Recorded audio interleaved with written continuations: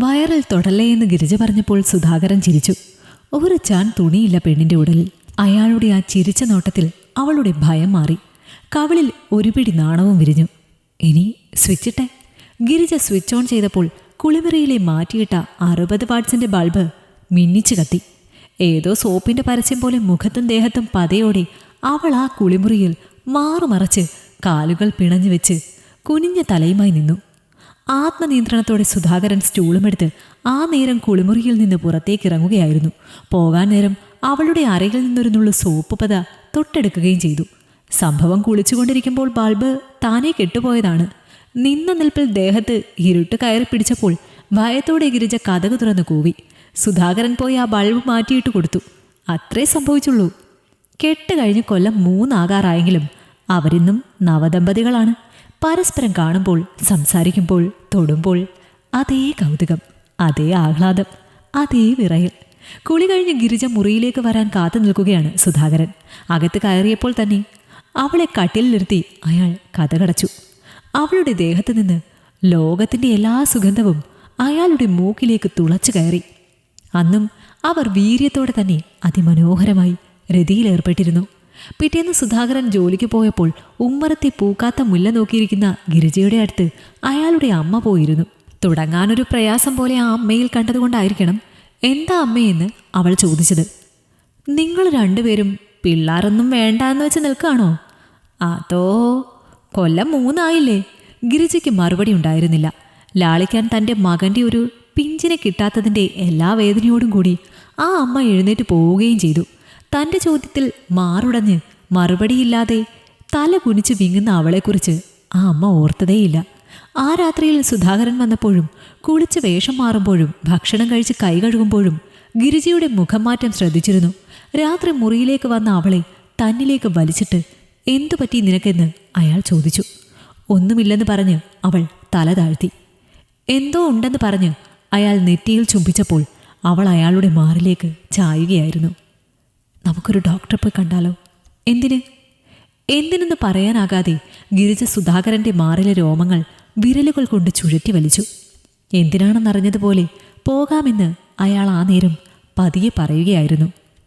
അമ്മ എന്തെങ്കിലും പറഞ്ഞോ നിന്നോട്? ഇല്ല. അങ്ങനെ പറയുമ്പോൾ സുധാകരൻ്റെ കണ്ണുകളിലേക്ക് ഗിരിജ നോക്കിയില്ല.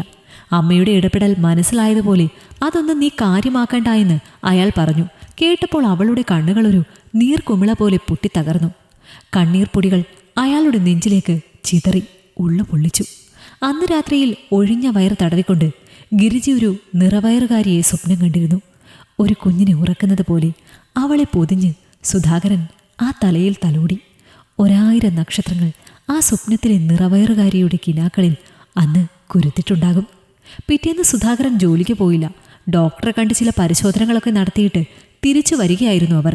ഒരു കുഞ്ഞ് വേണമെന്നത് നിർബന്ധമാണോ എന്ന് അയാൾ ഗിരിജയോട് ചോദിച്ചു. നിങ്ങൾ ആഗ്രഹിക്കുന്നില്ലേ? ആഗ്രഹിക്കുന്നുണ്ട്, പക്ഷേ നിർബന്ധമില്ല. വളരെ സ്വാഭാവികം എന്നോണമാണ് സുധാകരൻ അത് പറഞ്ഞത്.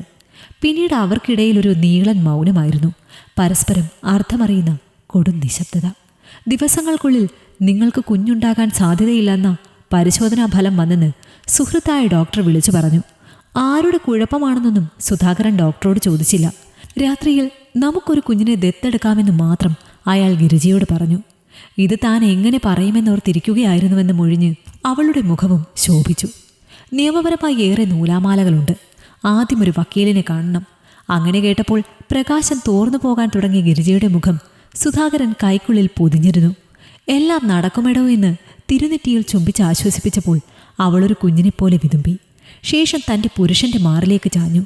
പ്രത്യുൽപാദന ശേഷി കുറഞ്ഞ ആളെ കണ്ടുപിടിച്ച് ചികിത്സിപ്പിക്കാനൊന്നും അവർ നിന്നില്ല. തൊട്ടടുത്ത നാൾ തന്നെ ഒരു അനാഥാലയത്തിൽ പോയി വേണ്ട നടപടികളൊക്കെ ചെയ്തു. കുഞ്ഞുങ്ങളെയൊക്കെ കാണണമെന്ന് പറഞ്ഞ് ബന്ധപ്പെട്ടവർ അവരെ അകത്തേക്ക് കൊണ്ടുപോയി. ചെറിയ കുട്ടികളൊക്കെ സന്തോഷത്തോടെ ആർത്തുല്ലസിച്ച് കളിക്കുന്നൊരു ഹാളിലെത്തിയപ്പോൾ അവർ നിന്നു. കയ്യിൽ കരുതിയ മിഠായി പൊതികൾ പുറത്തേക്കെടുത്തപ്പോൾ അവരൊക്കെ കളി നിർത്തി ചുറ്റും കൂടി. എല്ലാവരെയും ഗിരിജയ്ക്ക് ഇഷ്ടപ്പെട്ടു. അവൾക്ക് കൂടുതൽ ഇഷ്ടപ്പെട്ടതും രഹസ്യമായി നമുക്ക് ആ കുഞ്ഞു മതിയെന്ന് സുധാകരനോട് പറഞ്ഞതും കൂട്ടത്തിൽ നിന്ന് മാറി മൂക്കള ഒലിപ്പിച്ച് മൂലയ്ക്ക് നിൽക്കുന്നൊരു 3 വയസ്സുകാരനെ കണ്ടപ്പോഴാണ്. അവനെ മതിയെന്ന് 2 പേരും തീരുമാനിച്ചു. നിയമതടസ്സങ്ങൾ ഏറെയായിരുന്നു. ഒരു കുഞ്ഞിനെ സുരക്ഷിതമായി വളർത്താനുള്ള സാമ്പത്തിക നിലയൊക്കെ തങ്ങൾക്കുണ്ടെന്ന് അധികൃതരെ ബോധ്യപ്പെടുത്തുന്നതായിരുന്നു ആദ്യ കടമ്പ. ബന്ധപ്പെട്ട മറ്റ് നിയമകടലാസുകളൊക്കെ അനുകൂലമാക്കി അവർ അപേക്ഷ സമർപ്പിച്ചു. കാത്തിരിക്കണം പോലും. മാനസികമായി ഗർഭം ധരിക്കാൻ ഗിരിജയും സുധാകരനും ആ വേള ഉപയോഗിച്ചു. കാത്തിരിപ്പിന്റെ ക്ഷമ രണ്ടുപേരിലും നഷ്ടപ്പെട്ടിരിക്കുന്നു. ജീവിതത്തെ പ്രതീക്ഷയിലേക്ക് ഗതിതിരിക്കാൻ ആ അച്ഛനും അമ്മയും ധൃതി വയ്ക്കുകയാണ്. കുഞ്ഞിനെ കിട്ടുന്നതുവരെ അമ്മ ഇതൊന്നും അറിയണ്ട എന്ന് സുധാകരനാണ് പറഞ്ഞത്. അത് വിലക്കിക്കൊണ്ട് നിങ്ങൾ തന്നെ അമ്മയെ കാര്യങ്ങളെല്ലാം ബോധിപ്പിക്കണമെന്ന് ഗിരിജ ശഠിച്ചു. സംഭവം അറിഞ്ഞ ആ അമ്മ താൻ ഇതിനൊരിക്കലും സമ്മതിക്കില്ല എന്ന് നെഞ്ചത്ത് കൈവച്ച് 3 പ്രാവശ്യം പറഞ്ഞു. എന്തുകൊണ്ടാണെന്ന് സുധാകരൻ ചോദിച്ചപ്പോൾ അത് നിന്റെ ചോരയല്ലെന്നത് തന്നെയാണ് കാരണമെന്ന് ആ അമ്മ മറുപടിയായി പറയുകയും ചെയ്തു. ചോരയ്ക്കൊരു നിറമാണെന്നും ആ ബോധം വന്ന മനുഷ്യർ അതിൻ്റെ ഗുണം കാണിക്കുമെന്നും ദത്തെടുത്ത് പരിപാലിക്കുക എന്നതിനും അപ്പുറം മറ്റൊരു പുണ്യമില്ല അമ്മയെന്നും സുധാകരന് തൻ്റെ മാതാവിനോട് പറയണമെന്നുണ്ടായിരുന്നു. പക്ഷേ എന്തുകൊണ്ടോ അയാൾക്ക് ആ നേരം അതിന് സാധിച്ചില്ല. അമ്മയുടെ സമ്മതം ഈ കാര്യത്തിൽ ആവശ്യമില്ലെന്നും അയാൾ പറഞ്ഞെഴുന്നേറ്റ് പോയി. അന്ന് തൊട്ട് അമ്മായിയമ്മയും മരുമക്കളും യുദ്ധം പ്രഖ്യാപിച്ച 2 രാജ്യങ്ങളായി പിരിഞ്ഞു. സന്ധി സംഭാഷണം എന്നോണം ഗിരിജ അടുക്കാൻ ശ്രമിക്കുമ്പോഴെല്ലാം സുധാകരൻ്റെ അമ്മ വിദഗ്ധമായി ഒഴിഞ്ഞു. നാളുകൾ മാസങ്ങളായി കുമിഞ്ഞുകൂടുകയാണ്. പൂർണ്ണ ഗർഭിണിയുടെ മനസ്സുമായി തന്നിലേക്ക് ചേരുന്ന കുഞ്ഞിനെ കിനാവ് കണ്ടുകൊണ്ട് അക്ഷമയോടെ ഗിരിജ പിന്നെയും കാത്തിരുന്നു. നിയമ തടസ്സങ്ങളെല്ലാം പരിഹരിച്ച് അങ്ങനെ ആ നാളെത്തി. കുഞ്ഞിനെ കൊണ്ടുവരാൻ പോയവരെയും കാത്ത് സുധാകരൻ്റെ അമ്മ ഉമ്മറത്ത് തന്നെ വീർപ്പിച്ച മുഖവുമായി കാത്തു നിൽപ്പുണ്ടായിരുന്നു. കുഞ്ഞിൻ്റെ നിറവും ജാതിയും മതവും ഓർത്ത് ആ മാതാവിൻ്റെ ഉള്ള് വെപ്രാളപ്പെടുകയാണ്. അതിനൊരു അന്ത്യമെന്ന പോലെ നേരം സന്ധ്യ ആയപ്പോഴേക്കും മക്കളുടെ കാറ് വന്ന് മുറ്റത്ത് നിന്നു. ഒരു പൂർണ്ണചന്ദ്രന്റെ പ്രഭയോടെ കുഞ്ഞുമായി ഗിരിജ പുറത്തേക്കിറങ്ങി. പുതുകാഴ്ച കണ്ട ആശ്ചര്യത്തോടെ ആ കുഞ്ഞ് അവളുടെ പള്ളയിൽ അന്താളിപ്പോടെ ഇരിക്കുകയാണ്. ഒരു പഞ്ഞിമിഠായിയുടെ പേരിൽ പിണങ്ങി നിൽക്കുന്നൊരു പെൺകുട്ടിയെപ്പോലെ മാറി നിൽക്കുകയാണ് സുധാകരൻ്റെ അമ്മ. ഗിരിജ അടുത്തേക്ക് പോയി ആ കണ്ണുകളിലേക്ക് കുഞ്ഞിനെ നീട്ടി. ഒരു ഒളിച്ചുകളിയുടെ ഭാഗമായതുപോലെ അപ്പോൾ ആ കുഞ്ഞ് തൻ്റെ കിന്നരിപ്പല്ലുകൾ കാട്ടി വായ തുറന്ന് ചിരിച്ചു. ആ ചിരിയിൽ സകല ആവലാതിയും മറന്ന അയാളുടെ അമ്മ കുഞ്ഞിനെ എടുത്ത് തുരുതുരാന്നുമ്മ വെച്ച് മാറോട് ചേർക്കുകയായിരുന്നു. അല്ലെങ്കിലും ഒരു കുഞ്ഞിൻ്റെ പുഞ്ചിരിയിൽ കീഴടങ്ങാത്ത മാതൃത്വമൊന്നും മണ്ണിൽ കിളിർക്കുന്നില്ലല്ലോ. തെരുവിൻ്റെ അനാഥാലയ പള്ളികളിലേക്ക് ദൈവത്തിൻ്റെ കൈകൾ നീട്ടാൻ കിട്ടിയ ഭാഗ്യമാണ് ദത്ത്. കുഞ്ഞുങ്ങളില്ലാത്ത കാരണത്താൽ വിലപിക്കുന്നവർ അത് അറിയുന്നതേയില്ല. ആരും ഇല്ലാതായി പോകുന്നവരെ പുണരുകയും തെളിച്ചമുള്ള ലോകം കാട്ടുകയും എന്നതിനുമപ്പുറം മറ്റൊരു പുണ്യം എന്താണല്ലേ ഈ പ്രാണന്റെ പാരിൽ. ഈ കഥ നിങ്ങൾക്കിഷ്ടമായെങ്കിൽ ലൈക്ക് ചെയ്യൂ. നിങ്ങളുടെ അഭിപ്രായങ്ങൾ കമന്റായി രേഖപ്പെടുത്തൂ.